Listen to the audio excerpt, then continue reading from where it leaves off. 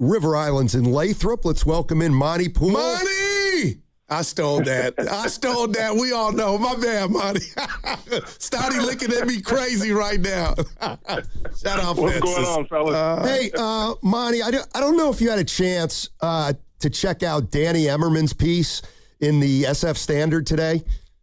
Yeah. I found it very interesting, and it said to me that, you know, the Warriors are thinking about life after Curry, as they probably should, but it feels like the Warriors feel pretty good that, you know, the 5 to 10 years after Curry retires, that they're still going to be this behemoth organization that sells out every night.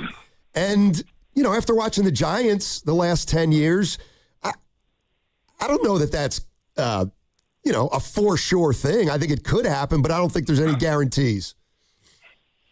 Totally agree. No, there is no guarantee. I mean, in fact, I think if you look at sports history, when you look at change, no matter the sport, generally there's some downtime after a period of dominance. We've already had some of that.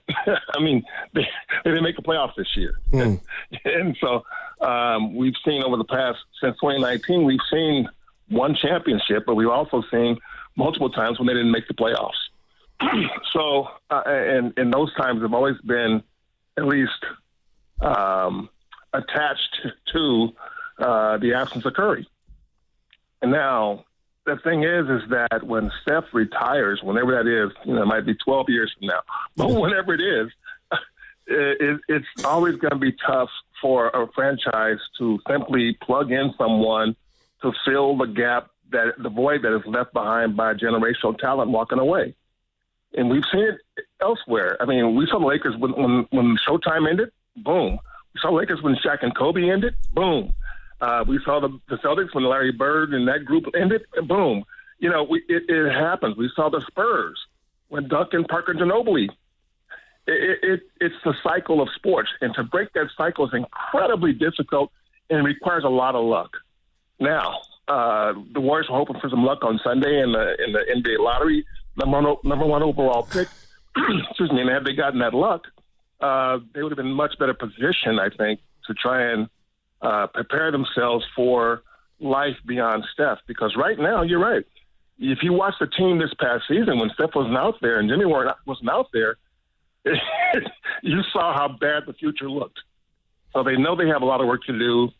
They're confident that they will do that work, but I think they're at the stage now where if you're a fan, you got to see it, because if you go by their last few lottery picks, you're not convinced at all that they're going to find a way to sustain, to be great once Steph leaves. No doubt, Monty. I was off yesterday. You didn't ask. I was out ill. Had a lot of time to think. I'm watching playoff basketball, and I came in and told Stoney and Evan, and I mean this, you know, I'm a dreamer. Steph went out a couple years ago against Minnesota. It was a hammy, and I felt like, you know, as bad as that was, it happened in the playoffs. But, Monty, I have not gotten over, you know, him missing 40-plus games and then him, you know, coming up with the term the new normal. And you're right. Looking around, I'm like, this can't happen to him again, or we're finished. How concerned, or, you know, the fear in the building about Steph and this runner's knee? Because to me, the more I just think about where they're at, this can't happen again, and I know you can't predict that. Right. No, you're absolutely right. When you look at where Steph is now, and yeah, he did say that it's a new normal. We don't know what that looks like just yet.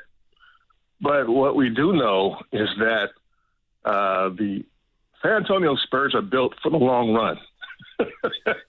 They got a lot of young talent. The Oklahoma City Thunder, defending champions, are built for the long run. They got a lot of talent. They're extremely deep. And then guess what? They still have a bunch of future draft picks to make themselves continuously great. So it's hard to imagine a Western Conference where everybody else isn't chasing those two teams. And I'm including the Warriors. And it doesn't really matter who they draft this year or what they add this year. They're trying to get one more for the Curry window, and we all know that that's going to be difficult. It's always difficult for a team with an older core to try and make a deep playoff run, not much less win it all. But, yeah, watching these playoffs tells you how far the Warriors have to go And there's not one person you can draft that can say, okay, now we're built to compete with OKC and San Antonio for years to come. That's going to take a lot of work, a lot of creativity, a lot of smart drafting, and a lot of smart trading. Yeah, for sure. Monte Poole joining us on 95.7 The Game, covers the Warriors for NBC Sports Bay Area. All right, Kerr's been taken care of for 2 years. Steph Curry said he'd love to have another year. That probably won't happen till later on in the summer, but let's assume he gets that. What happens to Draymond Green, who's got a player option? Yeah, that is. I mean, that's a much bigger question than Steph, because we know Steph's going to be set. That's done. He's not going anywhere. He doesn't want to go anywhere. And Joe Lacob knows he can't be trying to move him anywhere. But you also know that for the Warriors to bring in another star, they have to put their finances in condition to do that. And right now, you look at their top three salaries, it's Steph, Jimmy, and Draymond.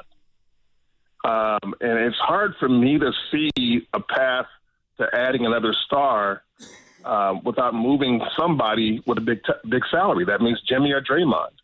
Now, Mike Dunleavy has said that he has no plans to trade Jimmy, which that was, I believe it was 4 months ago, though. Yeah. He said 3 or 4 months ago he said that. And Draymond making about half the money that Jimmy makes, and he is in position to at least make that if he were to, opt in. The sense is that he's probably going to opt out and work something out for less money, but we'll see.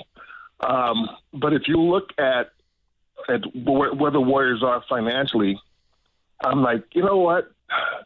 You look at what Draymond contributed to this team, and we all know that, if Draymond's in the playoffs, he's a difference maker.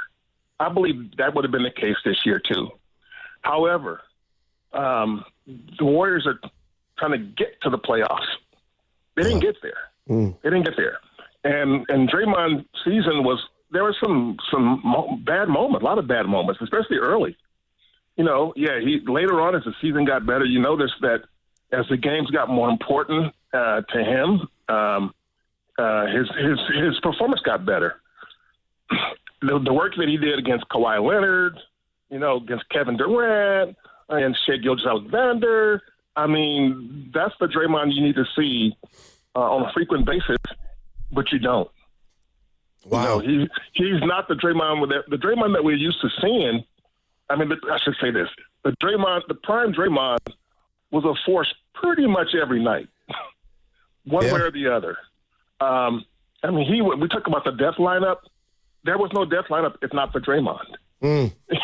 You put him in the middle of that lineup, a 6'6" center, and it made it work. Yeah, it got supersized when Durant came over, but even with Harrison Barnes up front and with Harrison Barnes, Andre Iguodala, Klay Thompson, Steph Curry, that was the original death lineup. And you look at that lineup and you go, wait a minute, there's nobody taller than 6'7"? No, there wasn't. But they were all switchable, and Draymond was roasting opposing centers. They couldn't keep up with him. And he slowed down a bit, and he can't bring it as frequently as he once did. So to me, that means his value is a little bit diminished because, show me the death lineup you saw last year. Where was it? Or the year before? Wow. And so that was Draymond's ticket to greatness, is that he was just out there doing things that nobody his size should be able to do, whether he was grabbing a rebound and leading the break. I mean, Wemby can do that, I guess, but Wemby's 7 foot, a different animal. Right.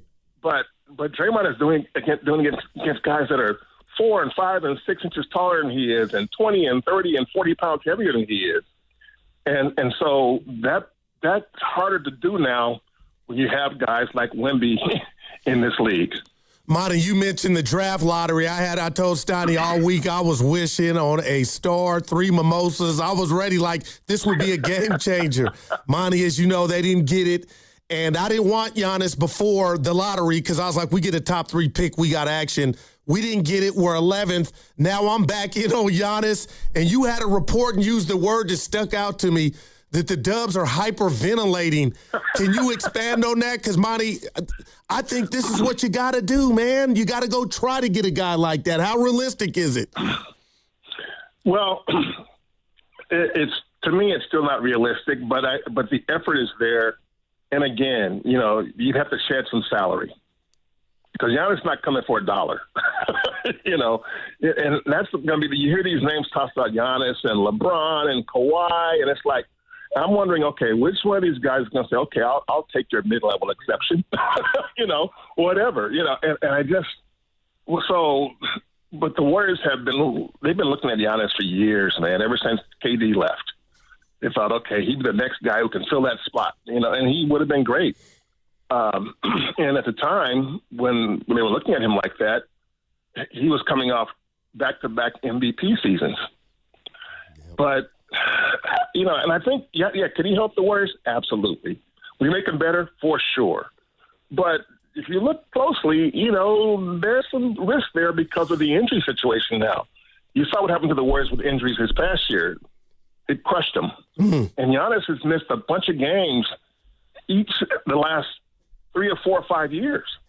So, since winning those back-to-back MVP awards, he's only played one 70-game season.